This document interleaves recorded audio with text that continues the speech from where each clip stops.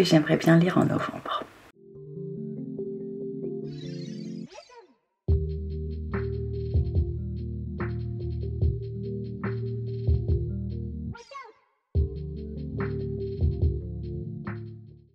Assalamu alaikum. Donc j'espère que vous allez bien. On se retrouve aujourd'hui avec une vidéo qui j'espère sera assez courte parce que j'ai pas trop le temps de la monter, pour vous présenter les livres que j'aimerais énormément lire en novembre. Bien entendu, tous ne passeront pas, c'est pratiquement sûr et certain, sachant qu'on est déjà le 9 au moment où je tourne la vidéo. Mais voilà ce que j'aimerais énormément lire. Au pire, ça dépassera un petit peu en décembre. Vous commencez à connaître la chanson, je pense. Donc il y a d'abord ces deux-ci que je vais pas vous présenter parce que c'est les deux qui ont été plus ou moins sélectionnés. Je vais vous expliquer. Je sais pas si vous vous rappelez, mais il y a quelques temps j'avais fait une vidéo où je vous mettais un petit peu tous les livres que j'ai achetés en ce début d'année et je vous avais fait un Google Doc pour vous demander en fait de choisir 2 livres parmi toute la sélection. Et il y en a 4 qui sont arrivés à ex-aequo. J'ai demandé à ma soeur du coup d'en choisir 2. Ce sont ceux-ci et je vais en faire un vlog. Du coup je vous les présente pas pour vous garder un petit peu le suspense, mais il y a eux deux qui Inch'Allah seront lus en novembre, au pire début décembre. Ensuite je suis actuellement en train de lire Traverser les montagnes et naître ici de Marie Pavlenko. Dans cette histoire on suit 2 femmes principalement. Bon, j'ai perdu le nom de la première, mais on suit d'abord une femme qui en fait a perdu malheureusement sa famille. Elle subit un deuil, du coup elle a beaucoup de mal à reprendre un petit peu du poil de la bête et elle décide de complètement s'isoler et d'acheter en fait une maison au milieu de la montagne pour voilà, tout simplement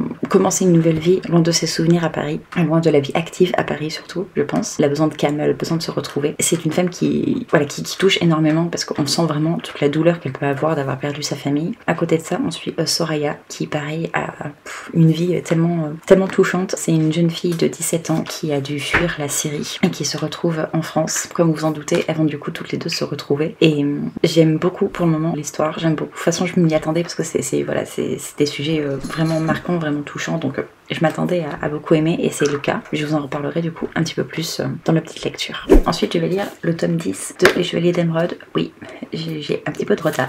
C'est ma prochaine lecture, Inch'Allah. Donc le tome 10, je vais du coup également lire le tome 11 à la suite parce que pour ceux qui ne savent pas, depuis le début de l'année j'organise une lecture commune sur cette saga. On lit un tome par mois. Vu qu'on est au mois de novembre, j'ai le tome 10 de retard mais je vais essayer de rattraper ça. Sachant que dans cette histoire, pour rappel, on suit des chevaliers, donc les chevaliers d'Émeraude qui sont entraînés en fait depuis tout petit à l'art de la guerre et à l'art de la magie pour essayer de combattre un petit peu les hommes insectes qui viennent essayer d'envahir Enkidel, donc le royaume. C'est pas la meilleure lecture du siècle mais ça se lit et je suis contente de le lire en lecture commune du coup donc très contente de continuer même si c'est pas la lecture du siècle. Ensuite on reste avec plus ou moins les book clubs avec le book club Watermelon Book Club cette fois-ci qui est un book club qui nous permet en fait de mettre en avant un petit peu les livres écrits par des Palestiniens et des Palestiniennes parce que soutenir la Palestine c'est à mon sens très important. Si vous n'êtes pas d'accord, je veux pas vos avis dans les commentaires. Bref, donc ce mois-ci on va lire La danse des flamants roses de Yara El Radban à la maison d'édition Mémoire d'Encrier. Il a l'air vraiment trop bien. Qu'on parle de la mer morte qui s'est évaporée. La maladie du sel dévore la région et menace l'humanité. Pourtant, là où étaient relégués des milliers d'habitants, survivent paysans, colons, soldats, prisonniers et ouvriers. Ensemble, ils rebâtissent une communauté, des colonies de flamants roses s'installent, une utopie née. Ça a l'air vraiment trop bien. Les premiers retours par rapport au book club, ça a l'air d'être assez différent de ce qu'on peut lire habituellement, donc j'ai très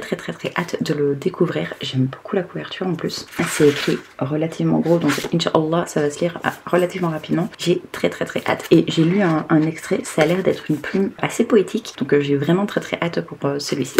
Il me tente énormément. Ensuite j'ai prévu de lire Les pierres de la prophétie de Amélie Frey, donc c'est un service presse. Dans cette histoire, d'après ce que j'ai compris, en fait les pierres sont assez importantes et il y a une fille, je sais plus comment elle s'appelle bien entendu, qui trouve justement un jour une pierre et ça va complètement changer sa vie. Voilà, c'est pas un plot qui a l'air très original, mais vous savez que c'est quelque chose que j'aime bien quand même. C'est quelque chose qui fonctionne en général plutôt bien avec moi, donc j'ai très hâte de le découvrir. En plus il est relativement court, je crois qu'il fait 170 pages, donc Inch'Allah j'arriverai à le caser. J'aimerais énormément également réussir à caser pour un selfie avec lui. Pareil, il est vraiment très court, je crois qu'il fait 120 pages. C'est un service presse que je dois lire depuis un petit moment déjà malheureusement. J'ai un peu de retard par rapport à ça, je suis désolée. J'essaie de faire au mieux, mais voilà, j'ai un petit peu de retard, j'arrive. Pour le résumé, je m'en souviens plus trop, pour tout vous dire. Tout ce que je me souviens, c'est que je crois qu'on suit une femme qui découvre qu'elle se fait tromper et ça part sur quelque chose d'humoristique avec une histoire de chat. Donc j'ai très hâte de découvrir ce petit texte. Je pense qu'en 120 pages ça va être parfait pour ce côté un petit peu léger, donc Inch'Allah j'arriverai à le caser. J'aimerais également énormément découvrir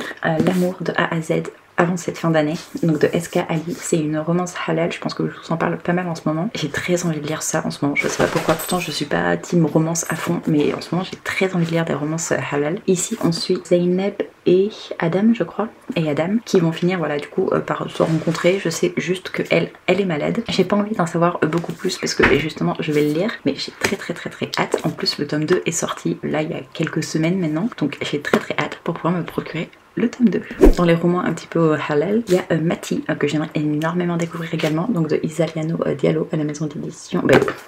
Pas de maison d'édition parce que c'est un auto-édité. Il me tarde énormément de le découvrir. Dans ce premier tome, je sais qu'on fait face au deuil également, comme dans Traverser la nuit et Naître ici, parce qu'on suit, comment s'appelle-t-elle, Mati, qui essaie un petit peu de reprendre goût à la vie justement après avoir perdu son mari, et voilà, elle essaie de lier un petit peu le travail, la religion et l'éducation de son fils, Issa. Si je me trompe pas, Issa. Donc j'ai très hâte de le découvrir. J'ai l'impression que ça peut être un coup de cœur celui-ci, étant donné que je sais pas, il y a un feeling en plus même avec l'autrice qui est absolument adorable. Donc j'ai très hâte de le découvrir, et Inch'Allah je lirai même le deuxième si possible, sachant qu'il y a 6 tomes de prévus et qu'il y a 4 tomes qui sont déjà sortis je crois. Ou 3, peut-être que 3 tomes, et je crois qu'elle est en train de travailler sur le tome 4 et 5. Bref, très hâte de découvrir ce premier tome, en tout cas, qui je sens va être une pépite. Ensuite, j'aimerais énormément continuer de lire Le Cri de la Pierre. Voilà, j'ai lu le premier tome, j'aimerais énormément du coup lire le deuxième. Donc c'est de Fadwa Toukan, c'était le livre du book club, donc Watermelon Book Club du mois dernier. J'ai pas eu le temps de le terminer, donc Inch'Allah j'arriverai à le terminer avant la fin de l'année. Ici c'est des mémoires, c'est les mémoires de la poétesse du coup Fadwa Toukan, qui a vécu en Palestine un petit peu avant l'arrivée des sionistes, donc quand ils étaient sous l'empire britannique. Donc on voit vraiment toute sa vie vraiment très triste franchement, et pas que à cause des sionistes et que à cause des Britanniques. Elle a vraiment pas eu une vie évidente, la pauvre femme. J'aime beaucoup sa plume, j'aime beaucoup les poèmes qu'on peut avoir dans cette première partie en tout cas, donc je pense que je vais même essayer de me trouver un petit peu les poèmes qu'elle a pu écrire, parce que j'aime beaucoup sa plume.